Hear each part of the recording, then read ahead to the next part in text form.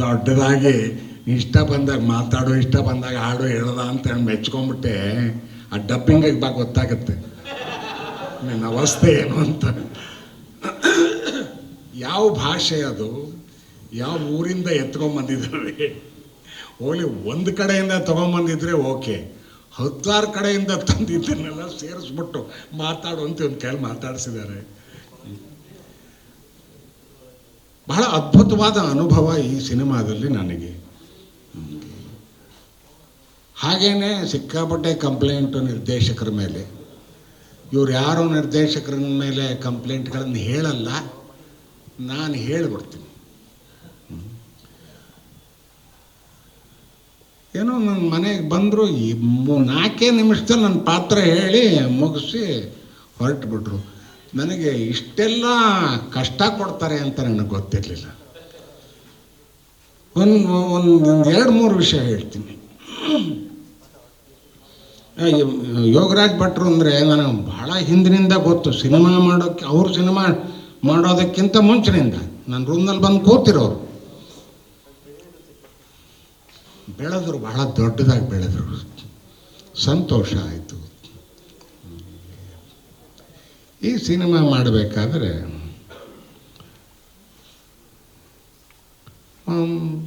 ಕರೆದ್ರು ಒಂದು ದಿವಸ ಆಫೀಸ್ಗೆ. ಅದೇನೋ ಕಾಸ್ಟ್ಯೂಮ್ ಟ್ರಯಲ್ ಅಂದರು. ಇನ್ನೊಂದು ದಿವಸ ಕರೆದ್ರು ಡೈಲಾಗ್ ಡೆಲಿವರಿ ಟ್ರಯಲ್ ಅಂದರು. ಎಲ್ಲದಕ್ಕೂ ಒಪ್ಪಿಕೊಂಡೆ. ಆದರೂ ಅವರು ಹೋಗಿದ ರೀತಿ ಅಂದರೆ ಅದನ್ನು ಎಷ್ಟು ಮುತುವರ್ಜಿ ಇಟ್ಟಿವನ್ನೆಲ್ಲ ಯೋಚನೆ ಮಾಡ್ತಾರೆ ಅನ್ನೋ ನನಗೆ ತಲೆ ಕೆಟ್ಟೋಯ್ತು. ಮೊನ್ನೆ ಯಾರೋ ಹೊಸ ನಿರ್ದೇಶಕರು ಬಂದಿದ್ದರು, ಯಾವುದೋ ಒಂದು ಇದನ್ನ ಇಟ್ಟು, ಏನಪ್ಪ ನನ್ನ ಕಾಸ್ಟ್ಯೂಮು ಅಂತ ಕೇಳಿದೆ. ಅದೇ ಸರ್, ಅಡ್ಡ ಪಂಚೆ, ಒಂದು ಜೊಬ್ಬ. ನಿಮ್ಗೆ ಇವೆರಡನ್ನು ಬಿಟ್ಟು ಬೇರೆ ಏನಾದ್ರು ಯೋಚನೆ ಮಾಡೋಕ್ಕೆ ಸಾಧ್ಯನಾ? ಒಂದು ಸಿನಿಮಾ ಅಂದರೆ ಏನಾದ್ರು ಹೊಸ್ತನ ಇರಬೇಕಲ್ಲೇನ್ರಿ, ಅದು ಎಲ್ಲದರೊಳಗೂ ಇರಬೇಕು. ಇನ್ನೇನು ಮಾಡೋಕ್ಕಾದ್ರೆ ಪೈಜಾಮ ಹಾಕ್ಬಿಡೋಣ ಸರ್. ಒಂದು ನಿಮಿಷ ತಡೀರಿ, ನಂದೊಂದು ಸ್ಟಿಲ್ಲು ನಾನೇ ಇಟ್ಕೊಂಡಿದ್ದೆ, ಯಾರಿಗೂ ತೋರ್ಸೋಕ್ಕಲ್ಲ. ನನ್ನ ಕಾಸ್ಟ್ಯೂಮ್ ಕಂಟಿನ್ಯೂಟಿ, ನನ್ನ ಗಡ್ಡ ಇದ್ರೆ ಕಂಟಿನ್ಯೂಟಿ ನೋಡೋಕ್ಕೆ ಅಂತ ಸುಮ್ಮನೆ ಇದನ್ನು ನೋಡಿ ಅಂದರು. ಹಿಂಗೆ ತೋರಿಸಿ ಹಿಂಗೆ ಇಟ್ಕೊಂಡ್ಬಿಟ್ಟೆ. ಇದು ಯಾರದ್ದು ಹೇಳಿ ಅಂತ ಗೊತ್ತಾಗಲಿಲ್ಲ ಸರ್. ನನ್ನದೇ. ಒಬ್ಬ ಮನುಷ್ಯನಿಗೆ ಒಂದು ಹೊಸ ರೂಪ ಕೊಡೋದಕ್ಕೆ ಕಾಸ್ಟ್ಯೂಮು, ಗಡ್ಡ, ತಲೆ, ಮೇಕಪ್ ಎಲ್ಲವೂ ಬೇಕಾಗುತ್ತೆ. ಬಟ್ ಇದರ ಬಗ್ಗೆ ಮುತುವರ್ಜಿ ವಹಿಸ್ಬೇಕು. ಮುತುವರ್ಜಿ ವಹಿಸಿದಾಗ ಇವೆಲ್ಲ ಹೊಸತನ ಕಾಣುತ್ತೆ. ಅದು ನಮ್ಮ ಯೋಗರಾಜ್ ಭಟ್ರಲ್ಲಿ ಕಾಣ್ತು. ಓಕೆ, ಭಾಳ ಸಂತೋಷ. ಭಾಳ ಚೆನ್ನಾಗಿ ಒಂದು ಹೊಸ ರೂಪ ಕೊಟ್ಟರು ನನಗೆ. ಇಷ್ಟೆಲ್ಲ ಆದಮೇಲೆ ಕಷ್ಟ ಕೊಡೋಕ್ಕೆ ಶುರು ಮಾಡಿದರು. ಓಕೆ, ಅವನ್ನ ಹೇಳ್ಕೋಬೇಕು. ಅದು ಕಂಪ್ಲೇಂಟ್ ಆಗಿರಲಿ, ಪರವಾಗಿಲ್ಲ. ಇನ್ನು ಯಾವಾಗ ತೀರಿಸ್ಕೊಳಕ್ಕಾಗತ್ತೆ? ನಾವು ಇಂಥ ಸಮಯದಲ್ಲೇ ತೀರಿಸ್ಕೋಬೇಕು ತಾನೆ. ಹೇಳಿದರು, ನೀನು 100 ವರ್ಷದವನಪ್ಪ. ನಾನು ಓಕೆ, ಹತ್ತತ್ರ ಇದ್ದೀನಿ ನಾನು, ಈಗಾಗಲೇ 82. ಆಯಿತು, ನಾನು ನಟ ತಾನೆ, ಅದು ರಂಗಭೂಮಿಯಿಂದ ಬಂದವನು. ಓಕೆ, 100 ವರ್ಷ ಅಂತ ಅಂದರೆ ಒಂದಿಷ್ಟು ತಲೆ ಅಲ್ಲಾಡಿಸ್ಬೇಕು, ಬೆನ್ನು ಬಗ್ಗಿಸ್ಬೇಕು, ಎಲ್ಲ ಮಾಡೋ ಹಂಗಿಲ್ಲ. ಏನು ಮೈ ಬಗ್ಸೋಲ್ಲ. ಯಾಕೆ? ನೀವು ಮನಸ್ಥಿತಿಯಲ್ಲಿ ಇನ್ನೂ 60-70 ವರ್ಷದವರು. ಆ ರೀತಿ ಇದೆ ಈ ಪಾತ್ರ ಅಂದರು. ಇದನ್ನು ಯಾವ ರೀತಿ ನಾನು ಅರ್ಥ ಮಾಡ್ಕೊಳ್ಳೋಕ್ಕೆ ಸಾಧ್ಯ? 100 ವರ್ಷ ಆಗಿದೆ ಅಂತಲೂ ತೋರಿಸ್ಬೇಕು, 60-70 ವರ್ಷದ ಚೈತನ್ಯ ಇದೆ ಅಂತಲೂ ತೋರಿಸ್ಬೇಕು. ಆಗ್ಲಪ್ಪ ಏನೋ ಮಾಡೋಣ ಅಂತ ಶುರು ಮಾಡಿದೆ. ಒಂದು ಸೀನ್ ಆಯಿತು ನೋಡಿ, ಇಲ್ಲೂ ಕೂಡ ಈ ಕೈ ಬರುತ್ತೆ. ಹೌದಾ? ಕೈ ಉಪಯೋಗಿಸೋ ಹಂಗಿಲ್ಲ. ಇದು ಒಳ್ಳೆ ಹೋಯ್ತಲ್ರಿ. ಭರತನ ನಾಟ್ಯಶಾಸ್ತ್ರದಲ್ಲಿ ಆಂಗಿಕ ಅಭಿನಯ ಅಂತ ಕೈಗೆ ಅಂತ ಕೊಟ್ಟಿದ್ದಾರೆ. ನನ್ನನ್ನು ಭಾಳ ಜನ ಆಂಗಿಕ ಅಭಿನಯ ಕೂಡ ಮೆಚ್ಕೊಂಡಿದ್ದಾರೆ. ನೋ, ಈ ಸಿನಿಮಾದಲ್ಲಿ ಕೈ ಉಪಯೋಗಿಸೋ ಹಂಗಿಲ್ಲ. ಆಯ್ತಪ್ಪ, ಮೈ ಬಗ್ಸೋ ಹಂಗಿಲ್ಲ. ಓಕೆ, ಹೋಗಲಿ. ಅಮಿತಾಬ್ ಬಚ್ಚನ್ ಥರ ಬ್ಲ್ಯಾಕ್ನಲ್ಲೆಲ್ಲ ಮಾಡಿದ್ನೆಲ್ಲ ತಲೆ ಅಲ್ಲಾಡಿಸೋ ಹಂಗಿಲ್ಲ. ಆಯಿತು. ಅದೇನು ಹಂಗಾರೆ ಏನು ರೋಬೋ ಥರ ನಿಂತ್ಕೋಬೇಕಾ? ನೋಡೋಣ. ಡೈರೆಕ್ಟ್ರ್ ಹೇಳ್ತಾ ಇದ್ದಾರೆ, ಮಾಡೋಣ. ಜವಾಬ್ದಾರಿ ಎಲ್ಲ ಅವ್ರ ಮೇಲೆ ತಾನೆ. ಆಮೇಲೆ ಡೈಲಾಗ್ ಡೆಲಿವರಿಗೆ ಬಂತಪ್ಪ. ಟ್ರಯಲ್ ಮಾಡಬೇಕಾದ್ರೆ ನಾ ಹೇಳಿದ್ದಕ್ಕೆಲ್ಲ ಹ್ಞೂ ಅಂದಿದ್ರು. ಅಲ್ಲಿ ಹೋದರೆ ವೆರಿ ಇಂಟ್ರೆಸ್ಟಿಂಗ್. ಜೋರಾಗಿ ಮಾತಾಡೋ ಹಂಗಿಲ್ಲ. ಪಕ್ಕದವ್ರಿಗೆ ಹೆಂಗೆ ಕೇಳಿಸ್ಬೇಕು ಅಂದರೆ ಕೇಳಿಸ್ಬಾರ್ದು. ನೋಡ್ರಿ ಅಂತ ಎಷ್ಟೆಷ್ಟು ಇದು ಇಂಪೊಸಿಷನ್ಸ್ ನಮ್ಮ ಮೇಲೆ. ಹೇಗೇನು ನಾಟ್ಯಶಾಸ್ತ್ರದಲ್ಲಿ ಹೇಳ್ತಾನೆ ವಾಚಿಕ ಅಂತ. ನನ್ನ ಮಾತು ಕೇಳಿಸ್ಬಾರ್ದಂತ ಅವ್ರಿಗೆ, ಪಕ್ಕದಲ್ಲಿರೋರಿಗೆ. ಓಹೋ, ಸ್ವಲ್ಪ ಇದೇನು ಸಾಮಾನ್ಯವಾದ ಅನುಭವ ಅಲ್ಲ ಅಂದ್ಕೊಂಡೆ. ಈ ನಾಟ್ಯಶಾಸ್ತ್ರದಲ್ಲಿ 2, 3, 4 ಹೇಳ್ತಾರಲ್ಲ. ಏನದು? ವಾಚಿಕ, ಆಂಗಿಕ, ಆಹಾರದಲ್ಲಿ ಗೆದ್ದು ಬಿಟ್ಟಿದ್ದಾರೆ. ಅದು ಅವ್ರು ಗೆದ್ದಿರೋದು, ನಾನು ಗೆದ್ದಿರೋದಲ್ಲ. ಇನ್ನು ಉಳಿದಿದ್ದೇನು ಅಂದರೆ, ಈ ಸಿನಿಮಾ ಆದಮೇಲೆ ಏನಾದರೂ ಈ ಪಾತ್ರವನ್ನು ಜನ ಮೆಚ್ಚಿಕೊಂಡ್ರೆ ಅದು ನನ್ನ ಸಾತ್ವಿಕ ಅಭಿನಯಕ್ಕೆ ಮೆಚ್ಕೋಬೇಕು. ಮೆಚ್ಕೊಂಡು ಬಿಟ್ಟರೆ ನನ್ನ ನಟನೆಯ ಜೀವನದ ಕ್ಲೈಮ್ಯಾಕ್ಸ್ ಆಗೋಯ್ತು ಅಂತ ಲೆಕ್ಕ. ಬಟ್ ಅದರ ಸಂಪೂರ್ಣವಾದ ಕ್ರೆಡಿಟ್ ಹೋಗೋದು ಆ ರೀತಿ ಯೋಚನೆ ಮಾಡಿದ ನಿರ್ದೇಶಕರಿಗೆ. ಓಕೆ, ಇದು ಅಭಿನಯದ ಪಾರ್ಟ್ ಆಯ್ತಲ್ಲ. ಆ ಮುರುಡನ್ನು ಐಲ್ಯಾಂಡ್ ನೀವು ಒಪ್ಕೊಂಬಿಟ್ರಲ್ಲ ಸರ್, ಅದನ್ನು ಕರ್ಕೊಂಡು ಹೋದ್ರಪ್ಪ.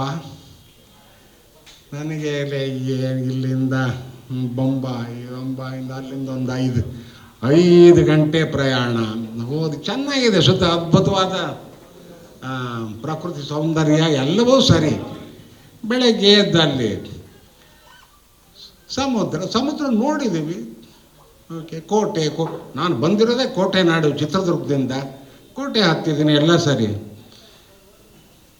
ಈ ಸಮುದ್ರದಲ್ಲಿ ದೋಣಿಯಿಂದ ಕರ್ಕೊಂಡು ಹೋಗ್ತಾರೆ. ಅಲ್ಲಿ ಇಳಿದು ಒಳಗೆ ಹೋಗಬೇಕು. ಅದೊಂದು ಸಾಹಸವೋ ದುಸ್ಸಾಹಸವೋ ಈಗ ಹೇಳೋಕೆ ಕಷ್ಟ ಆಗುತ್ತೆ. ಯಾಕೆಂದರೆ ಅನುಭವಿಸಿ ಬಂದ್ಬಿಟ್ಟಿದ್ದೀನಿ ಬದುಕಿ. ಅಲ್ಲಿ ಇದಕ್ಕೆ ಸಮುದ್ರದಿಂದ ಇದಕ್ಕೆ ಹೋಗ್ರಿ ಕೋಟೆಗೆ ಅಂತ. ಹೆಂಗೆ ಹೋಗೋದು? ಏನೋ ಕಷ್ಟಪಟ್ಟು ಒಂದು ಕಾಲು ಹಿಂಗೆ ಇಟ್ಟರೆ ಇನ್ನೇನು ಇಡಬೇಕು ಅಂದ್ರೆ 6 ಅಡಿ ಮೇಲೆ ಹೋಗುತ್ತೆ. ಹೋಗಿ ಅಡ್ಜಸ್ಟ್ ಮಾಡ್ಕೊಂಡು ಹಿಂಗೆ ಮತ್ತೆ ಇನ್ನೊಂದು ಸಾರಿ ಇಡೋಣ ಅಂದರೆ 6 ಅಡಿ ಕೆಳಗಡೆ ಹೋಗುತ್ತೆ. ಈ ಬ್ಯಾಲೆನ್ಸ್ ಹೆಂಗೆ ಮಾಡೋದು? ಆಮೇಲೆ ಈ ಮನುಷ್ಯ ಹೆಂಗೆ ಅದು ಹೇಳಿ ಹೋಗಿದ್ನ ಬಿಟ್ಟನ ಹಿಂಗೆ ಗೊತ್ತಿಲ್ಲ, ಸುಮ್ಮನೆ ಹಿಂಗೆ ಹೋಗಂಗೆ ವಾಕ್ ಮಾಡ್ಕೊಂಡು ಹೊಟ್ಟೋದು. ಈ ಭಾರದ ಮನುಷ್ಯ ಹಿಂಗೆ ಹೋಗಬೇಕಾದ್ರೆ ನಾನು ಯಾಕೆ ಹೋಗಬಾರ್ದು ಅಂತ ಪ್ರಯತ್ನ ಪಟ್ಟೆ, ಆಗಲಿಲ್ಲ. ಕಡೆಗೆ ಪಾಪ ನಮ್ಮ ಇವರು ಕೆಲವರು ಇದ್ದಾರೆ, ಪ್ರತಾಪ್ ಇದ್ದಾರೆ, ನಮ್ಮ ಮೇಕಪ್ ಮನ್ ಉಮೇಶ ಇದ್ದಾನೆ. ಅವ್ರ ಕೈಲಾಗಲ್ಲ, ಯಾಕಂದ್ರೆ ನಾನು ಭಾರ. ಅವ್ರು ಯಾರೋ ಲೋಕಲ್ ಪೀಪಲ್, ಇವನು ಹಿಂಗೆ ಬಿಟ್ಟರೆ ಆಗಲ್ಲ ಅಂತಂದು ಒಂದು ಜಾಕೆಟ್ ಹಾಕಿ ಅದಾದ ಕರೆಕ್ಟ್ ಸಾಮಿಗೆ ಹಿಂದ್ಗಡೆಯಿಂದ 4 ಜನ ದಬ್ಬಿದ್ರು, ಅಲ್ಲೊಂದು 4 ಜನ ಎತ್ಕೊಂಡ್ರು. ಇಷ್ಟೇ ಗೊತ್ತಿರೋದು ನನಗೆ. ಅಲ್ಲಿಂದ ಅಲ್ಲಿಗೆ ಹೆಂಗೆ ಹೋದೆ ಅಂತ ನನಗೆ ಗೊತ್ತಿಲ್ಲ. ಇಷ್ಟೆಲ್ಲ ಸಾಹಸವನ್ನು ನನ್ನ ಕೈಲಿ ಮಾಡಿಸಿದ್ದಾರೆ. This is not part of cinema, this is part of real life. ಒಪ್ಕೋತೀನಿ, ಇವನ್ನೆಲ್ಲ ಮಾಡಿದ್ರೇ ದೊಡ್ಡ ಚಿತ್ರಗಳಾಗೋದು. ಇನ್ನು ಅದಕ್ಕೆ ಸಂಬಂಧಪಟ್ಟಂತೆ ನಮ್ಮ ಪ್ರೊಡಕ್ಷನ್ ಹುಡುಗರಿದಾರಲ್ಲ, ಅದನ್ನು ಎಷ್ಟು ಕಷ್ಟಪಟ್ಟು ಕೆಲಸ ಮಾಡ್ತಾರೆ ಅಲ್ಲಿ. ಫಸ್ಟ್ ಟೈಮ್ ನನಗೆ ಗೊತ್ತಾಗಿದ್ದು ಅವ್ರು ಇಷ್ಟೊಂದು ಕಷ್ಟಪಟ್ಟು ಕೆಲಸ ಮಾಡಬೇಕಾಗುತ್ತೆ ಅಂತ. ಅದರ್ವೈಸ್ ಇಲ್ಲೆಲ್ಲ ಎಲ್ಲೋ ಹೋಗ್ತಾರೆ, ಇದನ್ನು ಮಾಡ್ತಾರೆ, ಇಲ್ಲಿಂದ ಅಲ್ಲಿಗೆ ಇಡ್ತಾರೆ. ಅದಲ್ಲ, ಅದು ನಿಜವಾದ ಸಾಹಸದ ಕೆಲಸ ಅಪ್ಪ. ನೋಡಿ, ನಮ್ಮ ಪರದೆ ಮೇಲೆ ಬಂದಾಗ ನಮಗೇನೋ ಒಂದು ಪ್ರಶಸ್ತಿ ಕೊಟ್ಟು ಬಿಡ್ತಾರೆ, ಇದನ್ನು ಮಾಡ್ತಾರೆ. ಅವರನ್ನು ಗುರುತಿಸೋ ಪ್ರಯತ್ನ ಎಲ್ಲರೂ ಆಗಬೇಕಪ್ಪ. ಈಗ ನಾನು ಗುರುತಿಸ್ತೀನಿ ನಿಮಗೆ, ನಿಮ್ಮೆಲ್ಲರಿಗೂ ಒಟ್ಟೇ ಒಂದು ನಮಸ್ಕಾರ ಮಾಡಿ. ನಿಮ್ಮ ಕೆಲಸ ಸಮಥಿಂಗ್ ಅನ್ಬಿಲೀವಬಲ್, ಪರ್ಟಿಕ್ಯುಲರ್ಲಿ ಅಂಥ ಜಾಗಕ್ಕೆ ಹೋದಾಗ. ಇವೆರಡಾಯಿತು. ಇನ್ನೊಂದು ಹೊಸ ಹುಡುಗರು, ಸುಮುಖ ಹೊಸಬನೇನಲ್ಲ, ಆದರೂ ಒಂದು ನಿಜವಾದ ಕಮರ್ಷಿಯಲ್ ಸಿನಿಮಾಗೆ ಅವನು ಹೊಸದಾಗಿ ಕಾಲಿಟ್ಟಿರೋನು ಅಂತಲೇ ಹೇಳಬೇಕು. ನಾನು ಸಣ್ಣ ವಯಸ್ಸಿನಿಂದ ನೋಡಿದ್ದೀನಿ. ಮುನ್ನುಡಿ ಸಿನಿಮಾದಲ್ಲಿ ಒಂದು ಸಣ್ಣ ಮಗುವಿನ ಪಾತ್ರ, ಅದು ಹೆಣ್ಣು ಮಗುವಿನ ಪಾತ್ರ. ಚಡ್ಡಿ ಕೂಡ ಹಾಕ್ಕೊಳಕ್ಕೆ ಬಿಟ್ಟಿರಲಿಲ್ಲ ನಾವು, ಹಾಗೆ ಬಂದವನು. ಅದು ಸಮುದ್ರದ ಕಡಲ ತೀರವೇ. ಅಲ್ಲಿಂದ ಇಲ್ಲಿಗೆ ಅಗಾಧವಾಗಿ ಬೆಳೆದಿದ್ದಾನೆ. ಇಲ್ಲಿ ಆ ಕುದುರೆ ಏರು ಬಂದಾಗ ನೋಡಿ ಭಾಳ ಸಂತೋಷವಾಯಿತು ನನಗೆ. Okay, good luck. ನೀನು ಭಾಳ ಅರಸ್ಕೊಂಡಿದೆ, ಅದು ಗೊತ್ತು ನನಗೆ. ಆ ಮನುಷ್ಯ ಸುಮ್ಮನೆ ಹಂಗೆ ಹಿಂಗೆ ಬಿಡೋನಲ್ಲ. ಆದರೆ ಅವರು ನಿನಗಾಗಿ ವಹಿಸಿರೋ ಮುತುವರ್ಜಿ ಇದೆಯಲ್ಲ, ಕಣ್ಣಾರೆ ಕಂಡಿರೋದು. ಒಬ್ಬ ಹೊಸ ಹುಡುಗನ್ನ ಒಬ್ಬ ಕಮರ್ಷಿಯಲ್ ಹೀರೋ ಆಗಿ ಹೇಗೆ ನಿಲ್ಲಿಸಬೇಕು ಅನ್ನೋದು ಅವ್ರಿಗೆ ಗೊತ್ತು. ಅದಕ್ಕೆ ಏನೇನು ಸಲಕರಣೆಗಳಿಗೆ ಬೇಕೋ ಅವೆಲ್ಲವನ್ನು ಅವರಲ್ಲಿ ತುಂಬುತ್ತಾರೆ. ಹಾಗಾಗಿಯೇ ಅವ್ರು ಮಾಡೋ ಕೆಲಸಗಳು ಭಾಳ ದೊಡ್ಡ ಪ್ರಮಾಣದಲ್ಲಾಗುತ್ತೆ, ದೊಡ್ಡ ಪ್ರಮಾಣದಲ್ಲಿ ಯಶಸ್ಸನ್ನು ಪಡ್ಕೊಳ್ಳುತ್ತೆ. ಅದೇ ರೀತಿ ಇಬ್ಬರು ಹೆಣ್ಮಕ್ಕಳು ಕೂಡ ಭಾಳ ಕಷ್ಟಪಟ್ಟಿದ್ದಾರೆ ಅವ್ರ ಜೊತೆಯಲ್ಲಿ ಏಗಕ್ಕೆ. ಓಕೆ, ಹಾಗೆ ಅವರಿಂದ ಬಹಳ ಒಳ್ಳೆಯ ಪರ್ಫಾರ್ಮೆನ್ಸ್ನು ತಗೊಂಡಿದ್ದಾರೆ. ಬಹಳ ಸಂತೋಷದ ವಿಷಯ.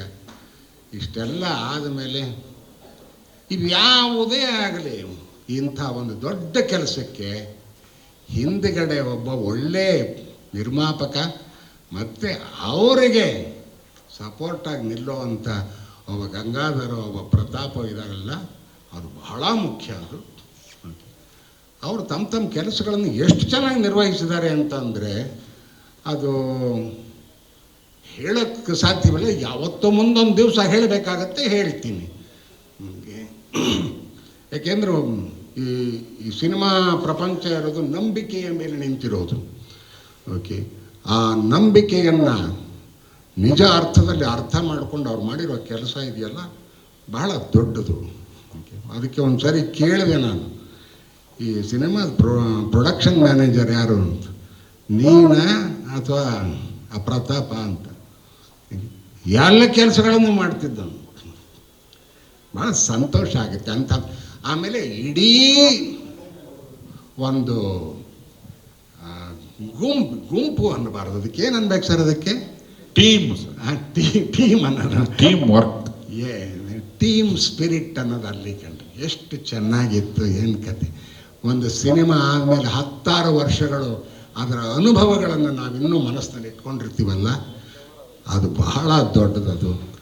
ಹಾಗಾಗಿ ಈ ಸಿನಿಮಾ ಕೂಡ ಇವತ್ತಿನ ದಿವಸ ನೀವು ನೋಡಿರೋದು ತುಣುಕುಗಳಷ್ಟೇ. ಹೆಸರು ಮನದ ಕಡಲು ಅಂತ ಬಹಳ ಚೆನ್ನಾಗಿದೆ. ಓಕೆ, ನಿಜವಾಗಿಯೂ ಕೂಡ ಈ ಸಿನಿಮಾ ಭಾಳ ದೊಡ್ಡ ಪ್ರಮಾಣದಲ್ಲಿ ಯಶಸ್ಸು ಪಡ್ಕೊಳ್ಳಿ ಅಂತ ಹೇಳಿ ಇಲ್ಲಿಗೆ ಸಂಬಂಧಪಟ್ಟ ಎಲ್ಲರಿಗೂ ಕೂಡ ನನ್ನ ಅನಂತ ಶುಭಾಶಯಗಳನ್ನು ಹೇಳಿ ಮುಗಿಸ್ತೀನಿ. Thank you.